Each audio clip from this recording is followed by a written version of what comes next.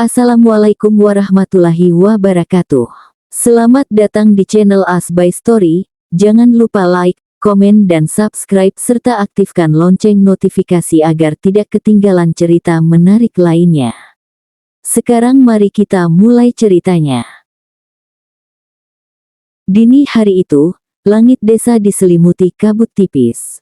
Bulan tertutup awan, udara terasa lembab, dan keheningan hanya dipecah oleh suara jangkrik dari sawah. Di dalam rumah sederhana yang hangat, Laras meringis menahan kontraksi demi kontraksi yang semakin sering datang.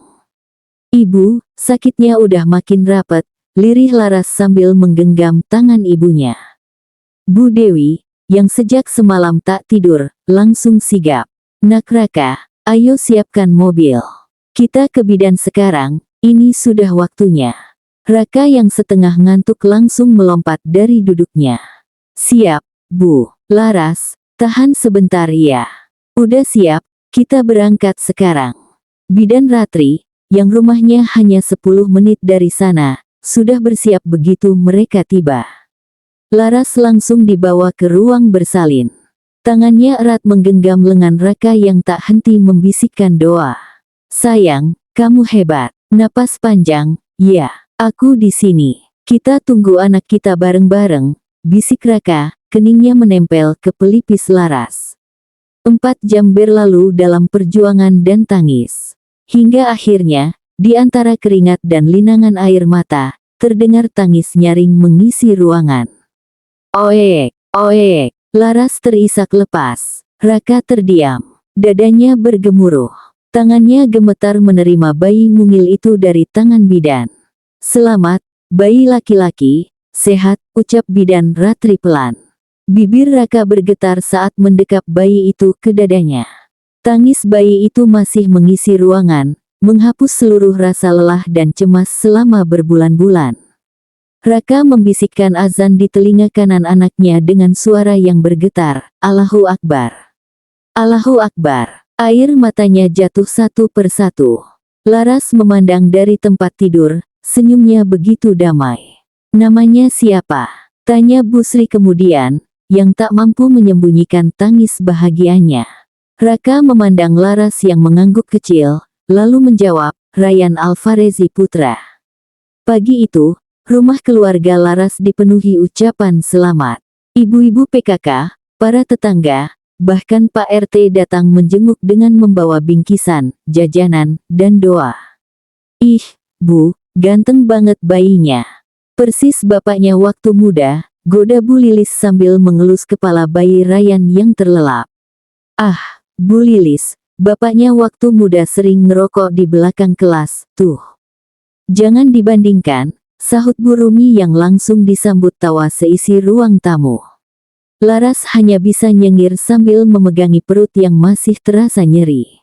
Ia melayani obrolan mereka dengan canggung dan bahagia sekaligus. "Sakitnya gimana, Bu Raras?" tanya salah satu ibu muda yang tengah hamil 7 bulan. "Kayak dihantam truk, Bu. Tapi pas dengar tangisnya, hilang semua." "Sumpah, hilang," jawab Laras jujur, membuat semua tertawa. "Aku jadi makin deg-degan nunggu hari lahir juga, Bu, doain ya." "Pasti, Bu. Nanti kita saring-saring lagi," ucap Laras hangat. Asteris. 3 hari kemudian, persiapan acara akikahan dimulai. Raka sibuk ke pasar, memesan kambing jantan terbaik. Keluarga besar dari pihak Laras dan Raka sudah berdatangan. Rumah penuh aroma masakan, gelak tawa, dan tangisan kecil Ryan yang sesekali membuat semua orang terdiam lalu tersenyum. "Anak pertama, cucu pertama, semua jadi rebutan," ujar Pak Arif, ayah Laras, dengan bangga sambil memangku cucu pertamanya. Bu Dewi tak henti membuat wedang jahe, menyiapkan nasi berkat untuk tamu, sementara adik-adik sepupu Laras sibuk menghias sudut ruang tamu dengan kain batik dan lampion kertas. Pagi itu, halaman rumah Laras dan Raka sudah dipenuhi kursi dan tenda sederhana. Warga desa ramai berdatangan, membawa senyum dan bingkisan kecil untuk ikut serta dalam acara akikahan si kecil yang baru saja lahir.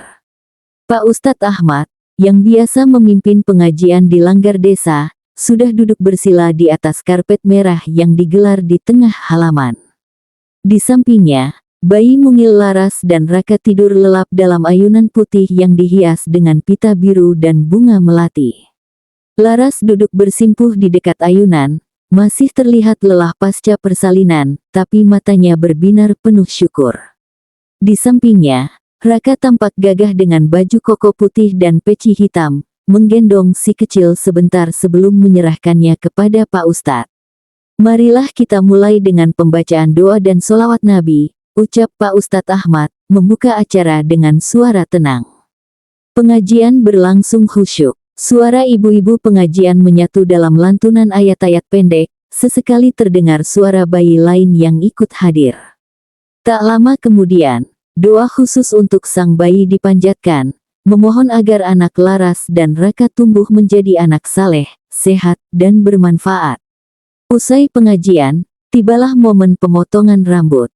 Pak Ustadz memotong sehelai rambut pertama dari si kecil dengan gunting kecil berlapis emas, lalu disusul oleh Raka, Laras, dan beberapa perwakilan keluarga. Rambut bayi dikumpulkan dalam wadah kecil dari perak, sebagai simbol pembersihan dan harapan hidup baru. Semoga jadi anak soleh, yang nurut sama orang tua, jadi kebanggaan dunia akhirat, doa salah satu tetangga sambil mencium pipi si bayi yang mulai terbangun. Setelah prosesi selesai, aroma masakan mulai menyebar dari dapur belakang. Ibu-ibu sibuk membagikan piring, sementara laki-laki desa duduk di bawah tenda panjang menanti giliran makan. Di atas meja saji, terhidang gulai kambing, sate, nasi uduk, sambal goreng ati, dan berbagai kue basah khas desa. "Wah, Laras, ini kambingnya masak sendiri?" tanya Bu Ret sambil menyendok gulai ke piringnya. "Iya, Bu. Yang motong juga tadi pagi dibantuin Pak Lurah dan tetangga," jawab Laras sambil tersenyum bangga. Tawa riuh terdengar dari kelompok ibu-ibu yang sedang rebutan kerupuk udang. Anak-anak berlarian mengejar balon dan menikmati es sirup merah yang disediakan di sudut halaman. Raka sesekali menggendong anaknya sambil menyapa tamu. "Namanya Ryan Alvarezi Putra, Bu. Artinya bijak dan lembut," ujarnya kepada tamu yang bertanya. Acara berjalan hangat, sederhana tapi penuh kekeluargaan. Meski hanya akikahan kampung, tapi rasa syukurnya terasa megah. Raka dan Laras duduk berdampingan di akhir acara, lelah namun bahagia, menatap anak mereka yang kini menjadi pusat cinta dan doa seluruh orang yang hadir. Langit malam di desa bersih tanpa awan. Bintang bertaburan seakan ikut merayakan hadirnya penghuni baru di dunia. Rumah Raka dan Laras masih ramai oleh suara tawa dan celoteh keluarga serta warga yang belum juga pulang usai acara akikah. Laras duduk di balai bambu halaman rumah, menyusui bayinya yang telah diberi nama Ryan Alvarezi Putra. Raka duduk di sampingnya, tangan kirinya mengusap pelan punggung Laras. "Aku masih nggak percaya, kita sekarang udah punya anak," bisik Raka sambil menatap wajah bayi mereka yang tenang dalam dekapan ibunya. Laras menoleh sambil tersenyum, "Aku juga. Rasanya baru kemarin kita masih ngobrolin tentang kapan mau punya anak, sekarang udah beneran jadi orang tua." Mereka diam sesaat, tenggelam dalam rasa syukur. Cahaya lampu kuning dari teras membuat suasana makin hangat. "Aku senang tadi semua warga datang. Bahkan Bu Sumini sampai bawa kerupuk udang 5 toples buat oleh-oleh," kata Laras sambil tertawa kecil. "Iya, Bu Min itu emang jagonya bikin cemilan. Tadi aku lihat Pak RT juga sampai 3 kali nambah gulai," balas Raka. "Tapi yang paling bikin aku haru itu pas bagian pengajian. Suara Pak Ustaz Ismail waktu doa bikin merinding." Laras mengangguk. "Aku juga. Doanya dalam banget. Terasa sampai ke hati. Apalagi pas beliau mendoakan agar alam jadi anak saleh, berguna bagi nusa dan bangsa. Aku langsung nangis." "Kamu tiap hari juga nangis, Bu Ibu baru," goda Raka. Laras mencubit pelan lengan suaminya, dasar. Hormonal ini masih aktif, Mas." Tiba-tiba terdengar suara motor berhenti di depan rumah. Dari balik pagar, muncul Ibu Laras dan adiknya, Lintang, membawa nampan berisi pisang dan getuk. "Ibu belum puas kalau belum ngasih bekal buat malam ini," ujar Bu Dewi sambil menyodorkan nampan. "Tadi belum sempat makan banyak, kan?" Raka langsung berdiri dan membukakan pintu pagar. "Wah, ini baru namanya tamu kehormatan malam hari." Laras tertawa, menyambut ibunya dan Lintang yang ikut duduk di balai bambu. "Bak, si kecil tidurnya pules ya. Mirip kamu waktu kecil, kalau udah kenyang langsung molor," komentar Lintang sambil mengintip wajah keponakannya. "Semoga nggak mirip kamu yang kecilnya susah tidur," sahut Laras. Bu Dewi tersenyum melihat keakraban anak-anaknya. "Laras, ibu bangga banget. Kamu ibu yang hebat. Dari kamu lahir sampai sekarang punya anak, ibu selalu doain kamu jadi perempuan yang kuat dan bahagia." Laras menahan air mata. Tangannya menggenggam tangan ibunya. "Terima kasih, Bu. Laras bisa kayak gini juga karena ibu yang dari dulu nggak pernah capek ngajarin, nasehatin, dan doain aku." Raka menimpali, "Dan sekarang kami berharap, semoga kami bisa jadi orang tua sebaik ibu." Suasana hening sejenak, hangat dan penuh rasa syukur. Angin malam mengusap lembut wajah mereka, seolah ikut mengamini doa-doa yang berhamburan malam itu. Tak lama, dari dalam rumah terdengar tangis bayi. Laras buru-buru berdiri, mengayunkan langkah ringan ke dalam rumah sambil tetap tersenyum. Si kecil bangun. Pasti minta dielus pipinya sama bapaknya," kata Raka sambil menyusul. Bu Dewi dan Lintang hanya tertawa kecil. Malam terus berjalan. Namun bagi keluarga kecil itu, malam ini terasa seperti awal dari perjalanan panjang yang baru saja dibuka. Dengan cinta, tawa, dan harapan, mereka menyambut hari-hari ke depan. Matahari pagi menyapa dengan hangat ketika aroma seduhan kopi menyeruak dari dapur. Laras duduk di kursi goyang, menggendong bayi kecilnya yang baru saja menyusu. Wajah mungil itu tertidur pulas di dada ibunya, dengan napas kecil yang naik turun teratur. Laras tersenyum lelah, matanya masih sembab karena kurang tidur, tapi ada bahagia yang tak bisa ia sembunyikan. "Udah kayak zombie belum, Yang?" tanya Raka sambil nyengir dari ambang pintu dapur, membawa 2 cangkir teh manis. "Zombie bahagia," jawab Laras sambil tertawa kecil, lalu menerima teh dari suaminya. "Duh, minum teh panas tuh rasanya udah kayak liburan ke Bali." Raka duduk di sebelahnya, menyentuh pipi anak mereka yang sedang tidur. "Akhirnya ya, kita jadi orang tua." Laras mengangguk pelan. "Dan baru seminggu rasanya dunia udah jungkir balik. Bangun tiap 2 jam, belajar cara bedong yang benar, sampai ganti popok tengah malam dalam keadaan setengah ngelindur." Mereka berdua tertawa. Raka memang sekarang jadi lebih sering berada di rumah. Setelah cuti kerja 2 minggu, ia mengatur waktu dinas agar bisa tetap membantu Laras di rumah, setidaknya selama 1 bulan pertama. Beberapa hari setelah acara akikahan, rumah mereka masih terasa ramai.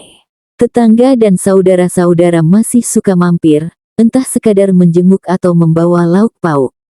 Ibu-ibu RT yang hadir di acara akikahan kemarin bahkan sampai membentuk grup WhatsApp Fans Club Baby Ryan, nama anak mereka. "Besok Bu RT mau ngajakin arisan di sini. Katanya biar bisa gendong Ryan sambil ngocok undian," kata Raka, membaca pesan di ponselnya. Laras hanya mengangguk sambil mengusap rambut bayinya. "Asal jangan dijadikan hadiah arisan aja ya anak kita." "Aduh, jangan dong," Raka tertawa. Ryan, yang baru berusia 2 minggu, sudah menjadi magnet di lingkungan rumah mereka. Wajahnya yang bersih dengan kulit putih kemerahan, serta rambut hitam lebatnya, membuat semua orang tak bosan menatapnya. Belum lagi suara tangisannya yang nyaring dan ekspresif. Namun di balik semua kebahagiaan itu, Laras dan Raka juga mulai merasakan tantangan sebagai orang tua baru. Mulai dari belajar mengenali jenis tangisan, menjaga pola makan Laras agar ASI lancar, hingga mengatur waktu istirahat. Malam-malam mereka kini bukan lagi diisi dengan sesi nonton drama Korea atau duduk di teras sambil minum teh. Tapi bergantian berjaga, menyusui, menenangkan tangisan, dan mengganti popok. Tapi anehnya, tak ada keluhan berarti dari keduanya. Mereka tahu, semua ini adalah bagian dari perjalanan baru. Rumah kecil mereka kini benar-benar terasa hidup. Ada tangis, tawa, suara sendawa, dan aroma minyak telon. Ada cinta yang tumbuh dari kelelahan. Dan malam itu, setelah Ryan tertidur pulas, Laras dan Raka duduk berdampingan di teras. Rasanya baru kemarin kita saling cuek waktu pertama kali kenalan, ucap Raka pelan. Laras tertawa. Dan Mas ngambek karena aku bilang kopi bikin kamu makin item. Yaelah, masih inget aja kamu, balas Raka sambil mencubit hidung istrinya. Mereka berdua tertawa. Angin malam berhembus pelan, membawa ketenangan yang jarang mereka rasakan akhir-akhir ini. Aku tahu hidup kita sekarang lebih berat, tapi juga lebih utuh, kata Raka tiba-tiba.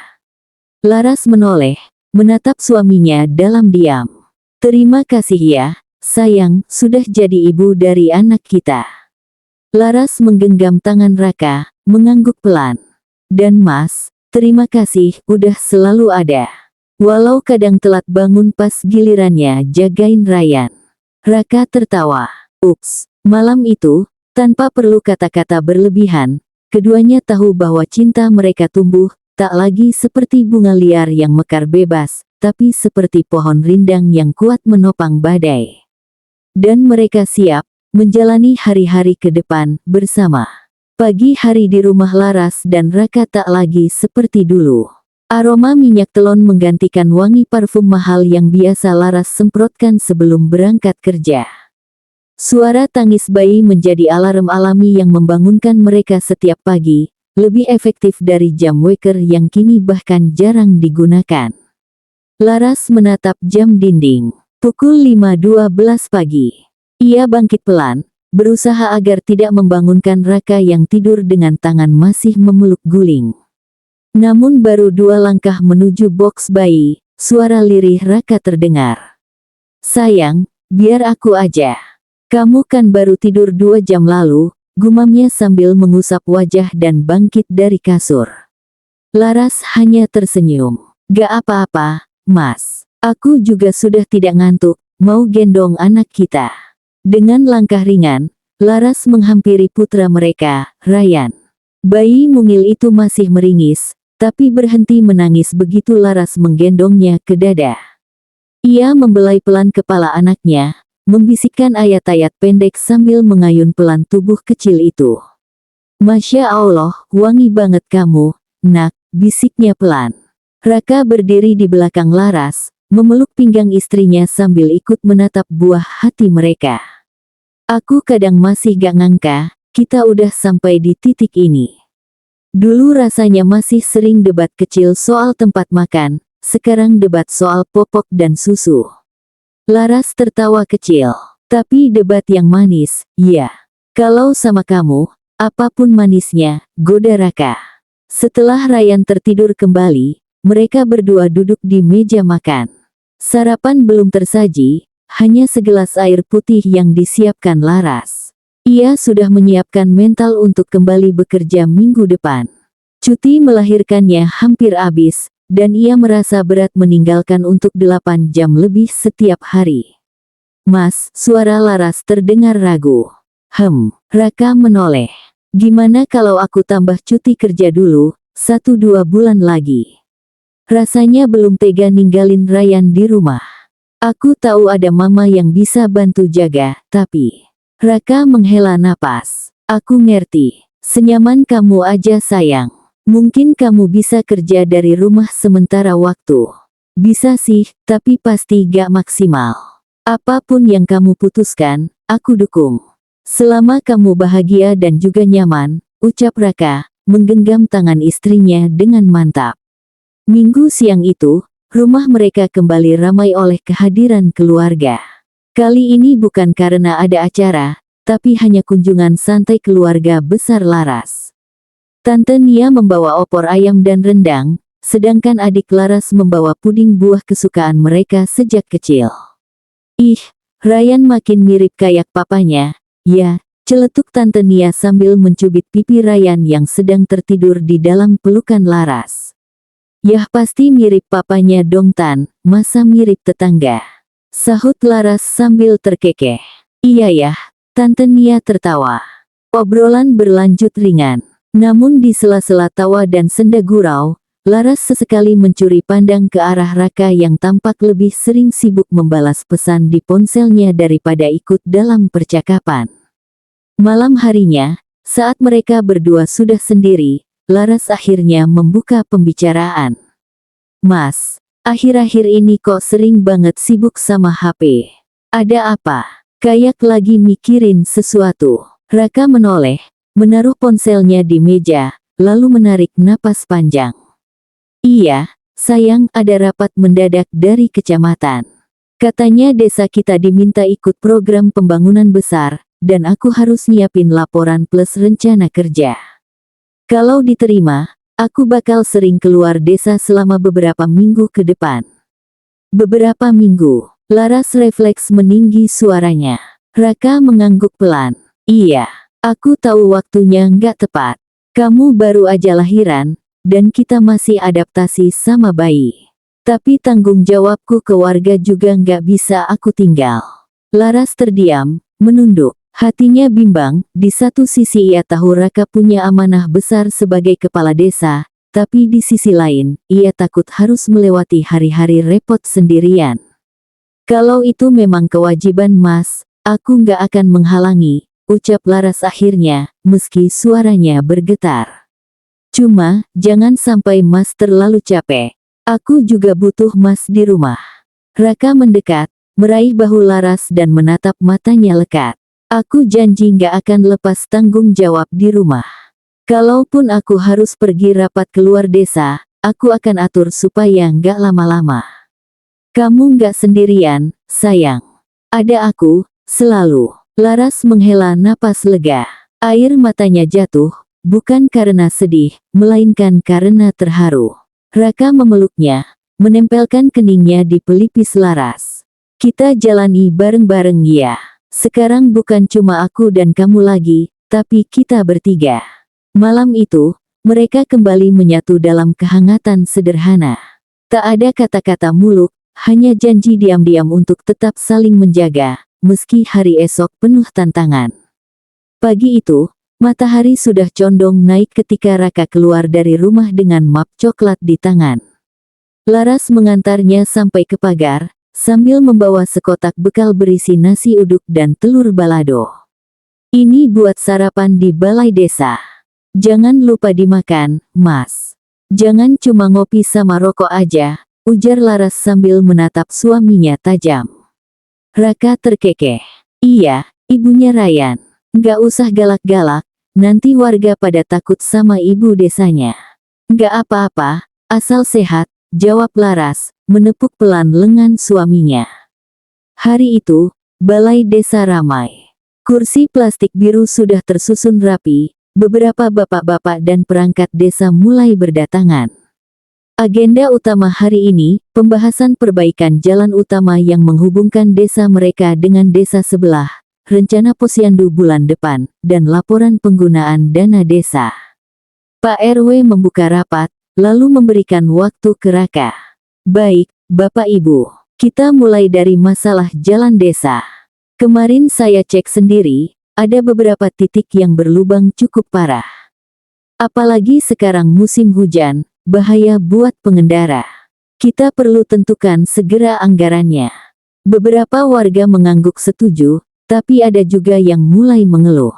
Mas Raka, kalau bisa jangan cuma jalan utama.